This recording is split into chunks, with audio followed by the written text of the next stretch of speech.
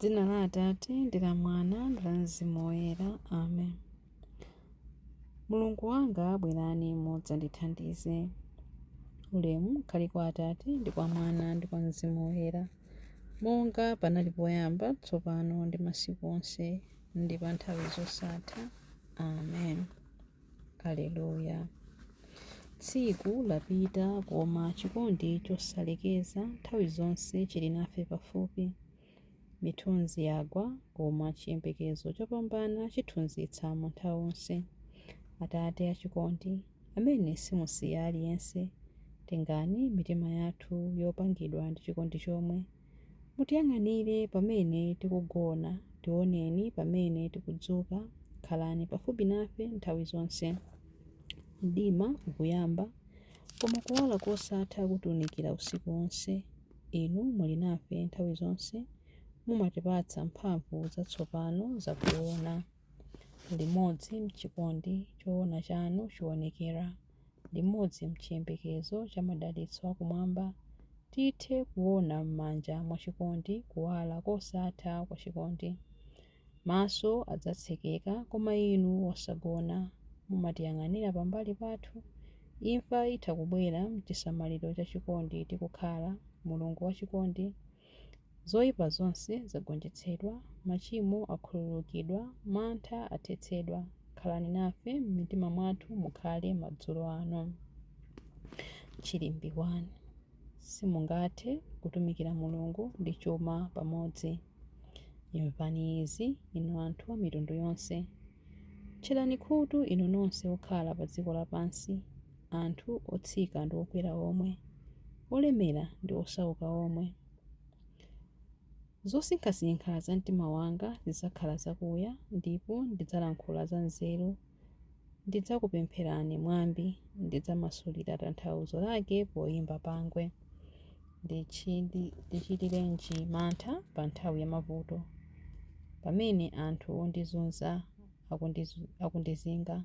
Anthu otero amangokhulupirira chuma chawo, amanyada chifukwa ali ndi chuma chambiri. Zoonadi palibe munthu amene angaziwombole kapena kupatsa Mulungu mtengo wa moyo wake, popeza kuti chowombolera moyo wa munthu ndi cha mtengo wapatali, ndipo sangathe kuchikwanitsa kuti azikhalabe ndi moyo mpaka muyaya osapita kumanda. Zoonadi aliyense atha kuona kuti ngakhale anthu anzeru amafa, chimodzimodzi anthu opusa ndi opulukira ayenera kufa, ndikusiyira ena chuma chawo. Mandawo ndiye kwawo mpaka muyaya, ndi malo odzakhalako pa mibado yonse. Ngakhale akadali moyo, ankatcha mayiko mayina awo. Ngakhale munthu akhale wolemera chotani, komabe adzafa chabe ngati nyama zakuthengo. Ulemu ukhale kwa Atate ndi kwa Mwana ndi kwa Mzimu Woyera, monga panali poyamba, tsopano ndi masiku onse ndi pa nthawi zosatha. Amen.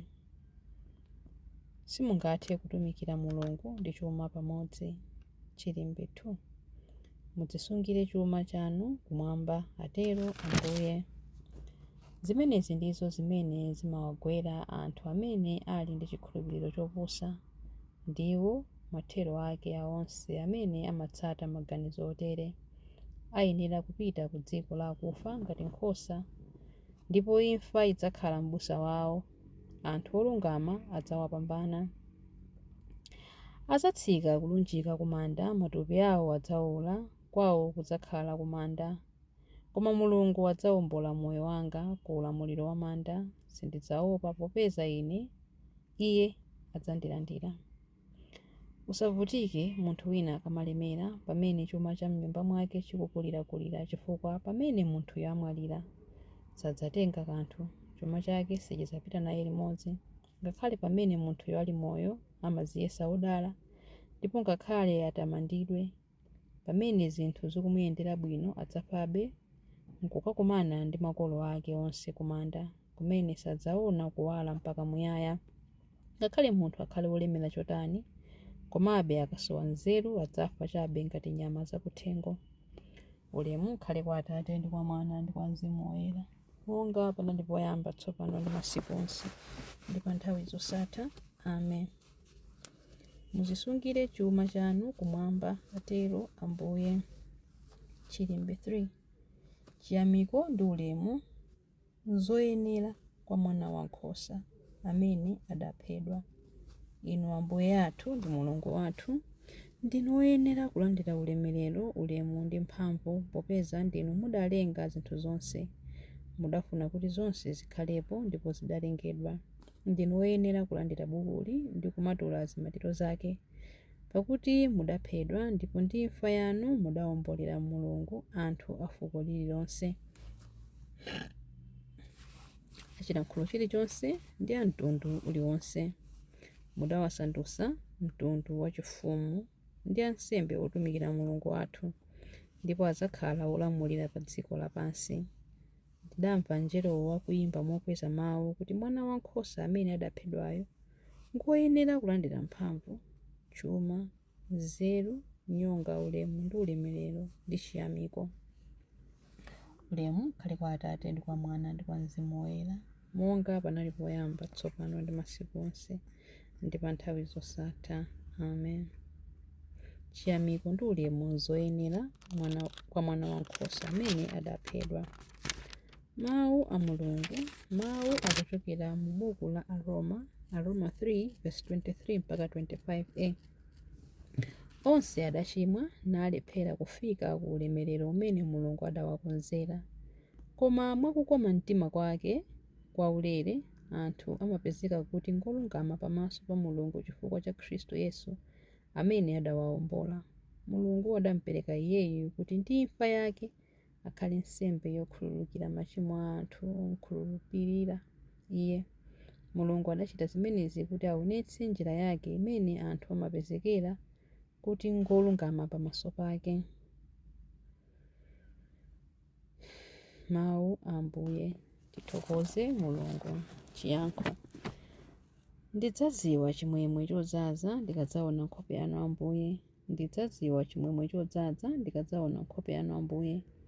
Chikwaniritso ndiponso chimwemwe chosatha pamaso panu ndikadzaona nkhope yanu Ambuye. Ulemu ukhale kwa Atate ndi kwa Mwana ndi kwa Mzimu Woyera. Ndidzadziwa chimwemwe chodzaza ndikadzaona nkhope yanu Ambuye. Chilimbi cha nyimbo ya Amayi Mariya. Mutichitire zazikulu Ambuye, chifukwa ndinu wamphamvu ndipo dzina lanu ndi loyera. Mtima wanga ukutamanda Ambuye, ndipo mzimu wanga ukukondwera mwa Mulungu mpulumutsi wanga, popeza kuti wayang'ana kutsika kwa mtumiki wake. Ndithu kuyambira tsopano anthu a mibado yonse adzanditcha wodala. Iye amene ali wamphamvu wandichitira zazikulu, ndipo dzina lake ndi loyera. Amawachitira chifundo anthu a mibado ndi mibado amene amamulemekeza.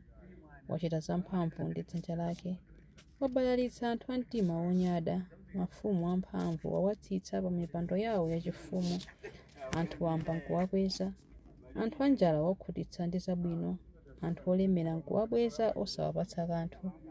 Wosathandiza anthu ake a Israeli pokumbukira chifundo chake. Izi ndi zomwe adalonjeza kuti adzawachitira makolo athu akale aja, Abrahamu ndi zidzukulu zake mpaka muyaya.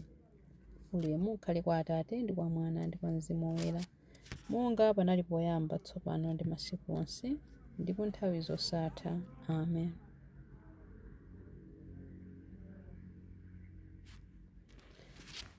Mutichitire zazikulu Ambuye, chifukwa ndinu wamphamvu ndipo dzina lanu ndi loyera.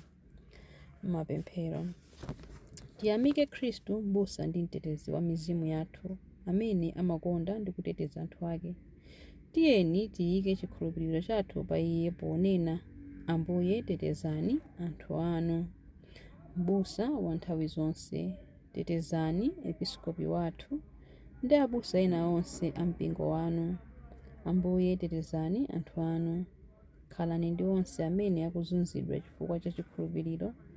Fulumirani kudzawapulumutsa pa mavuto onse. Ambuye tetezani anthu anu. Ambuye muwachitire chifundo amene ali osauka. Perekani chakudya kwa amene akuvutika ndi njala. Ambuye tetezani anthu anu. Awunikireni onse opanga malamulo kuti azipanga malamulo mwaluntha ndi mwachilungamo. Ambuye tetezani anthu anu. Perekani chithandizo kwa abale ndi alongo athu omwalira amene mudawawombola ndi magazi anu. asandutseni kukhala woyenera kulowa kuchaka cha ukwati wanu. Ambuye tetezani anthu anu. Ambuye tetezani anthu anu pamene tikupemphera kuti: Atate athu muli kumwamba, dzina lanu liyeretsedwe, ufumu wanu uze, kufuna kwanu kuchitidwe monga kumwamba choncho pansi pano.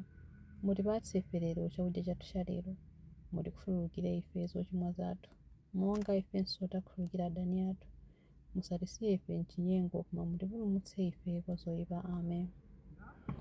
Tipemphere. Atate achifundo, mmawa ndiponso madzulo zonse ndi zanu. Tikukupemphani kuti dzuwa la chilungamo liwalire m'mitima yathu nthawi zonse, kuti potero mutikokere ife tonse kwa inu. Tikupempha izi kudzera mwa Ambuye athu Yesu Khristu mwana wanu, amene ali ndi moyo ndi ufumu limodzi nanu ndi Mzimu Woyera, Mulungu tsopano ndi pa nthawi zosatha. Amen. Ambuye atidalitse, atiteteze ife kuzoyipa zonse ndi kutifikitsa ku moyo wosatha. Amen.